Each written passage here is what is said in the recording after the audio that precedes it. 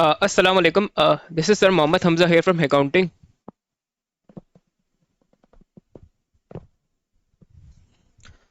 So today we are going to study marginal costing. अब देखिए marginal costing से पहले ये पता होना चाहिए, स्पेशली अगर आपका फर्स्ट टॉपिक है कॉस्ट अकाउंटिंग का, कि फाइनेंशियल और कॉस्ट अकाउंटिंग में सर्टेन डिफरेंसेस है। और वो एग्जाम में पूछता नहीं है what are the differences between financial and cost accounting, और differentiate between financial accounting and cost accounting. लेकिन आप लोग को पता होना चाहिए, देखिए फाइनेंशियल अकाउंटिंग आपकी एनुअल बेसिस पे की जाती है। जितने भी तक सोफर आपने फाइनेंशियल अकाउंटिंग के टॉपिक्स स्टडी किए होंगे, उसमें एनुअल बेसिस पे अकाउंटिंग हो रही होती है, जो हर कंपनी का एक रिस्पेक्टिव अकाउंटिंग ईयर होता है। तो अगर कोई मंथली डेटा दिया हुआ है, कोई हाफ ईयरली डेटा दिया हुआ है, उसको हमें एनुअल में चेंज करना पड़ता है। कॉस्ट अकाउंटिंग ये कि उस पर डिसीजन मेकिंग के लिए जो भी पीरियड रेलेवेंट है, या जिस पीरियड के लिए भी डिसीजन मेकिंग करनी है, उस पीरियड के लिए कॉस्ट अकाउंटिंग की जा सकती है। कॉस्ट अकाउंटिंग मंथली बेसिस पे भी वो आपसे कैलकुलेशंस करवाता है, वीकली बेसिस पे भी करवा सकता है, क्वार्टरली बेसिस पे भी करवा सकता है, और हाफ ईयरली बेसिस या 6 मंथ्स की कैलकुलेशंस भी करवा सकता है। तो ये आपको क्वेश्चन में केयरफुली देखना है कि उसे कितने पीरियड की कैलकुलेशन, किस पीरियड की कैलकुलेशन चाहिए। एट टाइम्स ये होता है कि उसने जैसे मंथली आपसे कैलकुलेशन करवानी होती है प्रॉफिट की, लेकिन आपको वो कोई एक दो pieces of information annual basis पे देगा, तो आपको उसको मंथली में चेंज करना होगा।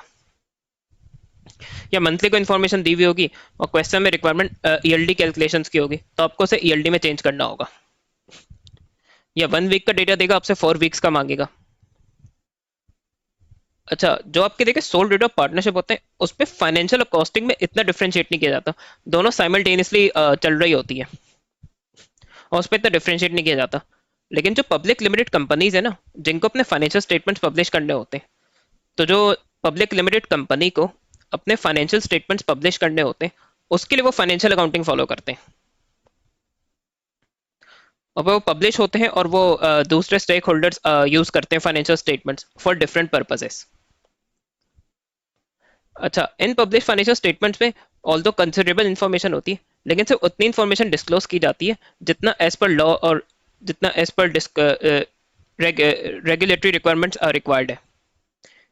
वेरे जो कॉस्ट एंड मैनेजमेंट अकाउंटिंग है, वो सारा डिटेल में डेटा सिर्फ इंटरनल मैनेजमेंट की डिसीजन मेकिंग के लिए प्रिपेयर किया जाता है, और वो डेटा कॉन्फिडेंशियल होता है कंपनी का, वो कोई और एक्सेस नहीं कर सकता।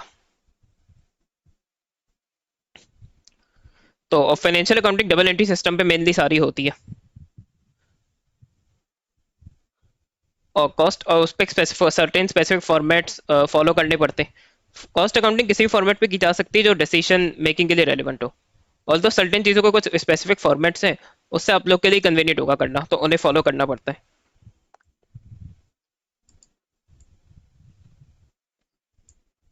तो अब हम बात करेंगे, इससे पहले कि हम समझे कि what is meant by marginal costing, we need to understand the difference between fixed and variable cost.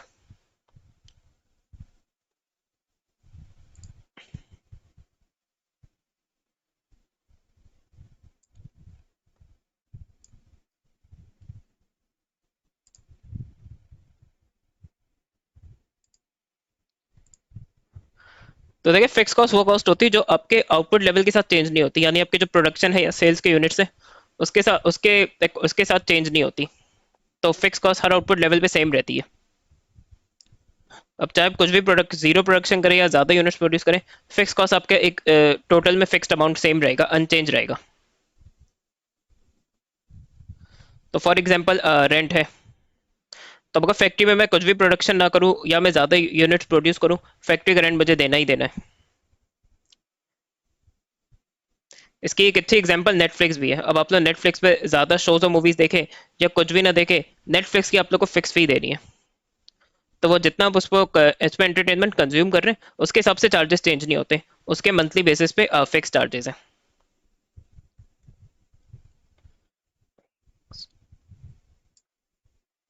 फिर वेरिएबल कॉस्ट है। वेरिएबल कॉस्ट वो कॉस्ट है जो आउटपुट लेवल के साथ चेंज होती है। अच्छा, इसे आप लोग इस तरह भी समझ सकते हैं, वो कॉस्ट जो प्रोडक्शन यूनिट्स के साथ चेंज होती है। लेकिन there are certain variable cost जो सेल्स यूनिट्स के साथ भी चेंज हो रही होती है। फॉर इंस्टेंस कमीशन, जितने यूनिट सोल्व होंगे, जितना रेवेन्यू जनरेट करेंगे, उसके अकॉर्डिंग में टाइम सेल्स स्टाफ का कमीशन होता है।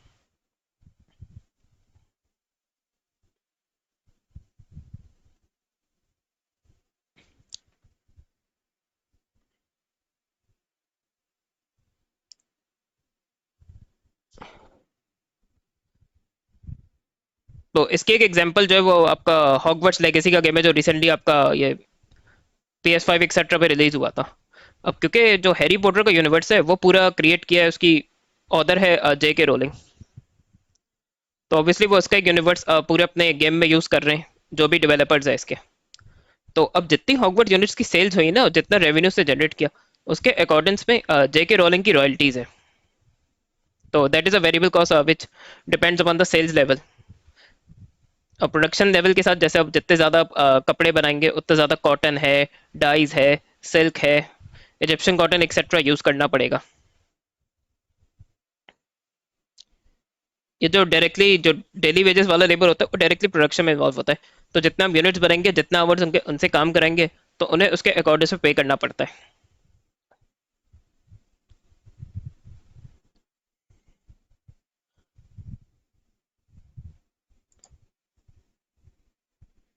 अब मार्जिनल कॉस्ट जो आपका कॉन्सेप्ट है ना,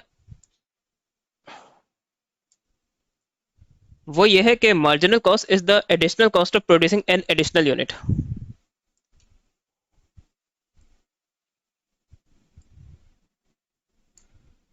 यानी अगर हम एक यूनिट और प्रोड्यूस करेंगे तो उसकी एक्स्ट्रा कॉस्ट जो होगी वो मार्जिनल कॉस्ट होगी। ये भी हम पढ़ चुके हैं कि फिक्स कॉस्ट यूनिट्स आउटपुट के साथ चेंज नहीं होगा, वेरिएबल कॉस्ट जबकि यूनिट्स के साथ चेंज होगा। तो जो एडिशनल यूनिट्स के साथ जो कॉस्ट चेंज होगी या वेरी होगी, वो वेरिएबल कॉस्ट होगी। तो in other words marginal cost is the variable cost.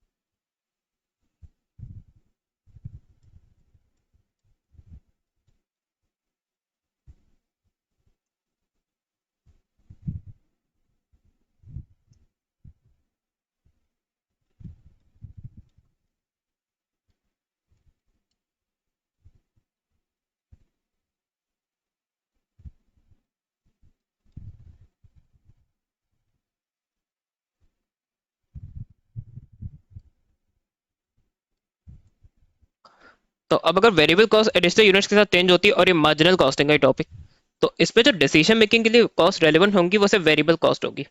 तो वेरिएबल कॉस्ट के बेसिस पे बिन डिसीजन मेकिंग मार्जिनल कॉस्टिंग में की जाएगी। और फिक्स कॉस्ट इस पे कि जिस पीरियड की भी मार्जिनल कॉस्टिंग कर रहे हैं, मंथ है, ईयर है, वीक्स है, वट एवर, सिर्फ उसकी वो उसने पीरियड की जो भी फिक्स कॉस्ट है वो माइनस उसे उसको पीरियड कॉस्ट के तौर पे एडजस्ट करके हम फाइनल मार्जिनल कॉस्टिंग का प्रॉफिट कैलकुलेट कर लेंगे। तो फिक्स कॉस्ट ना, इसमें उसको इंपॉर्टेंस नहीं दी जाती। फिक्स कॉस्ट को इंपॉर्टेंस दी जाती है एक एब्जॉर्प्शन कॉस्टिंग में, एएस में। और ए2 में एक्टिविटी बेस्ड कॉस्टिंग है, which is a more realistic और accurate version of absorption costing, which you guys will study in AS. और एबीसी कॉस्टिंग में कवर कर चुका हूँ अपने चैनल में। तो जो यूट्यूब के स्टूडेंट्स है वो उस प्ले लिस्ट को चेक कर सकते हैं एबीसी कॉस्टिंग की।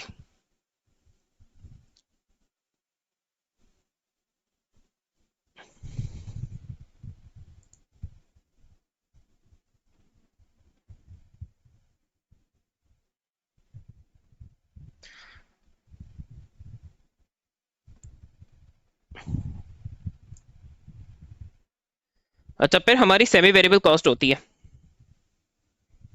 सेमी वेरिएबल कॉस्ट वो कॉस्ट होती है जिसमें फिक्स्ड पोर्शन भी कुछ होता है और फिर कुछ वेरिएबल पोर्शन होता है।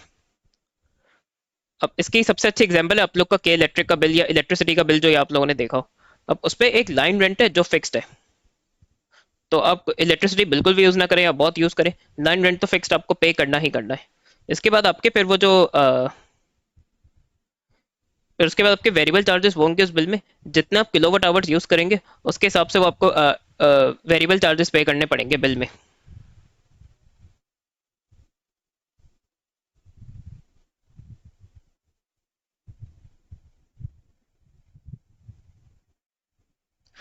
और सेमी वेरिएबल कॉस्ट को यूजुअली, अगर आपको उसको सेपरेट करना पड़े फिक्स्ड और वेरिएबल में, तो हाई लो मेथड यूज होता है सिलेबस में। तो वो जब हम उसका क्वेश्चन सॉल्व करेंगे तो वहां मैं आप लोग को क्लियर कर दूंगा हाई लो मेथड। फिर स्टेप फिक्स कॉस्ट। ये वो फिक्स कॉस्ट होती है जो आपका आउटपुट लेवल इंक्रीज होता है, ऑब्वियसली बिजनेस ग्रो करेगा तो उसका output level is going to increase. तो उसकी वजह से जो फिक्स कॉस्ट इंक्रीज आए, फिक्स कॉस्ट पे जो इंक्रीज आएगा या जो फिक्स कॉस्ट उसकी वजह से इंक्रीज करेगी, those cost are known as step fix cost, और स्टेप कॉस्ट भी बोल रहा होता है वो क्वेश्चंस में या एमसीक्यूज में। इसकी मैं आपको जब मैं खुद ए लेवल्स कर रहा था तो मैं एक एग्जांपल देता हूँ। जब मैं जिस कोचिंग में पढ़ रहा था उसमें फैकल्टी तो अच्छी थी, कुछ मिड लेवल थे, कुछ टॉप नॉट फैकल्टी भी थी, लेकिन कोचिंग जिस प्रेमिसेस पे था वो बहुत छोटे प्रेमिसेस थे, उस पर 3 बहुत छोटे क्लासरूम्स थे। तो ऑब्वियसली उस पर वो कोचिंग ग्रो किया तो स्टूडेंट ज़्यादा हो गए, और जो ज़्यादा इंक्रीज नंबर ऑफ स्टूडेंट्स थे उनको एकोमोडेट करने के लिए वो उस वक्त के प्रेमिसेस गुड इनफ नहीं थे।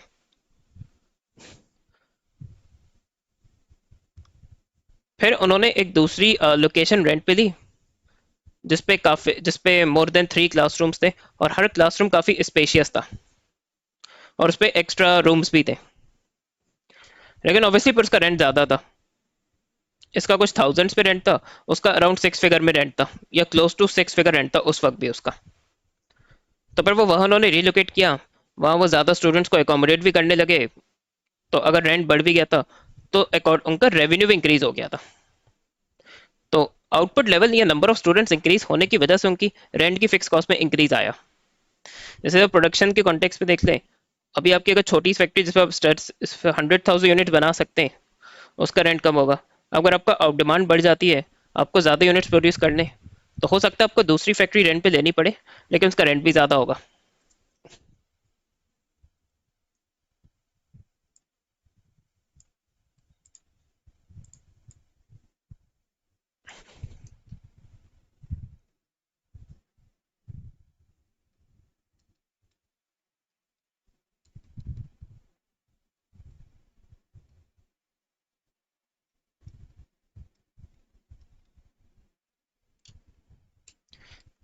टोटल कॉस्ट होता है फिक्स्ड और वेरिएबल को ऐड करते टोटल कॉस्ट आ जाएगी।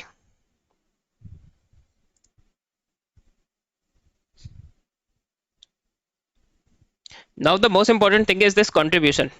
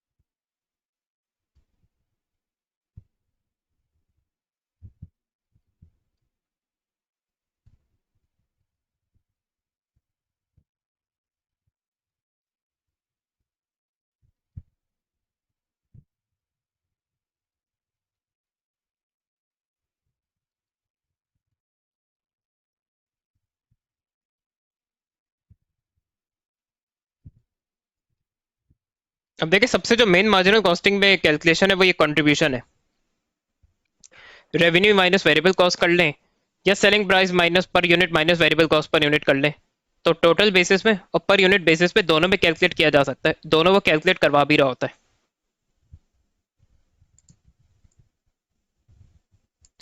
अब देखिए ये चीज शो क्या करती है, ये भी मैं आपको बता देता हूँ एक चीज।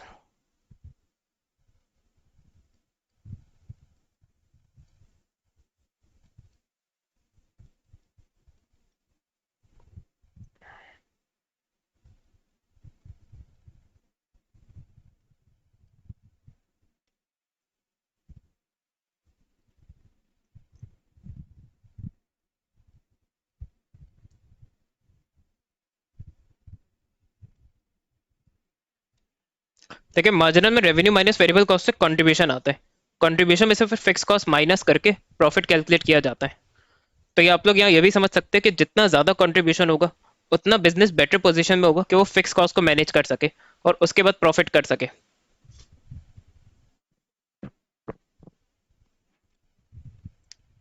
तो जितना higher the contribution, better the ability of the business to cover fix cost. तो in other words, contribution shows the ability of the business to cover fix cost.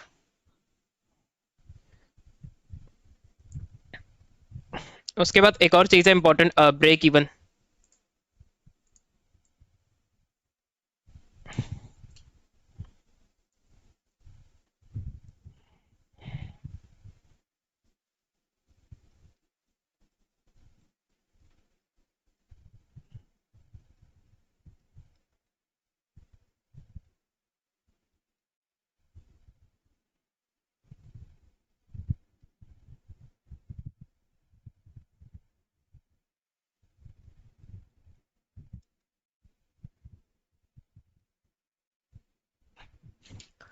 Break even में होता है कि आपका टोटल रेवेन्यू और total cost equal होते हैं। इस पे ना बिजनेस को प्रॉफिट होगा ना बिजनेस को लॉस होगा।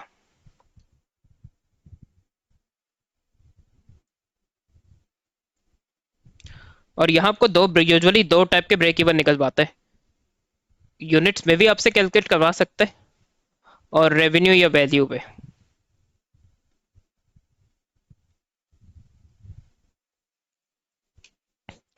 यूनिट्स पे ब्रेक इवन ही शो करेगा कि how many units a business should sell which would allow the business to cover total cost. या बिजनेस कितना रेवेन्यू जनरेट करे जिससे वो अपनी टोटल कॉस्ट कवर कर ले। तो दोनों टर्म्स में निकलवाया जाता है।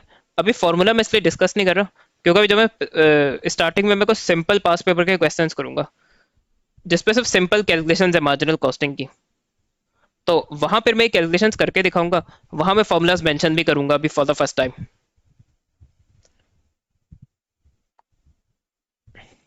तो ऑब्वियसली कोई न्यू बिजनेस है तो उसके अगर प्रॉफिट नहीं भी होगा तो एटलीस्ट उसकी प्रायोरिटी होगी कि वो अपना टोटल कॉस्ट कवर कर ले।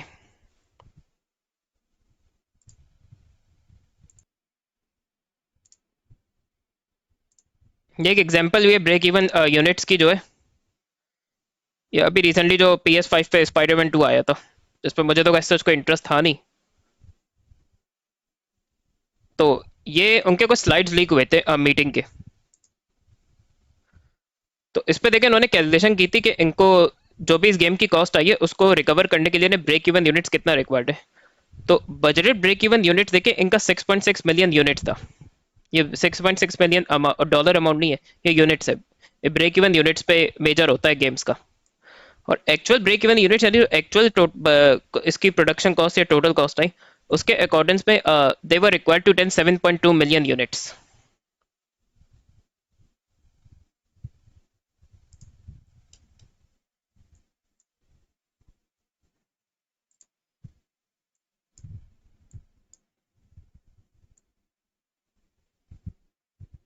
और इसका काफी इनॉर्मस बजट है 300 मिलियन का।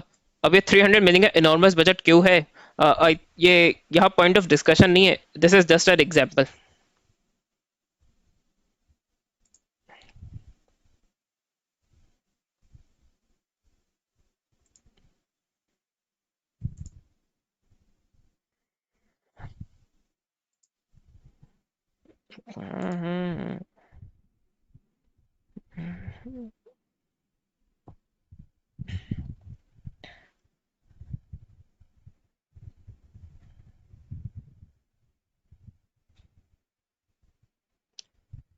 तो अब जो है वो कॉन्सेप्ट है मार्जिन ऑफ सेफ्टी। इसके भी मैं आपको काफी इंटरेस्टिंग एग्जांपल दूंगा। देखिए मार्जिन ऑफ सेफ्टी आपका डिफरेंस होता है।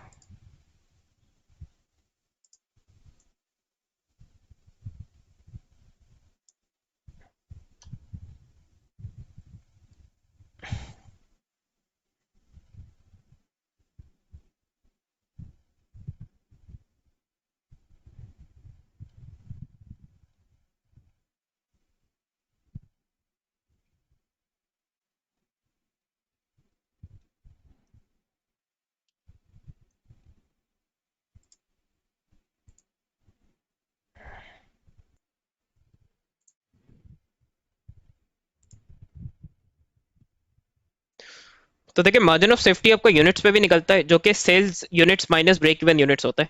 ये आपका मार्जिन ऑफ सेफ्टी वैल्यू में भी निकलता है which is total revenue minus break even in revenue.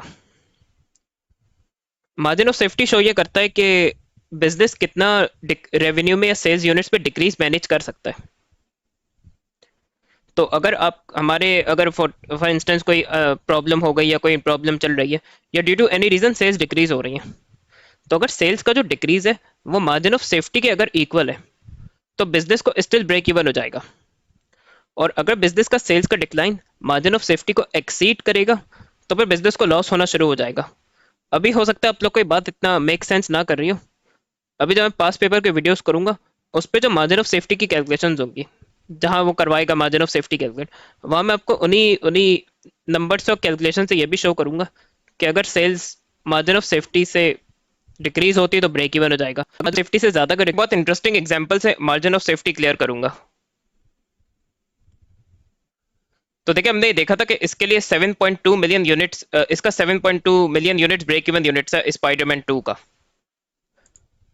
तो इसका ये सबसे रिसेंट सेल्स डेटा था कि इसके 10 मिलियन जो डिस्क है वो यूनिट्स है वो सेल हो चुके।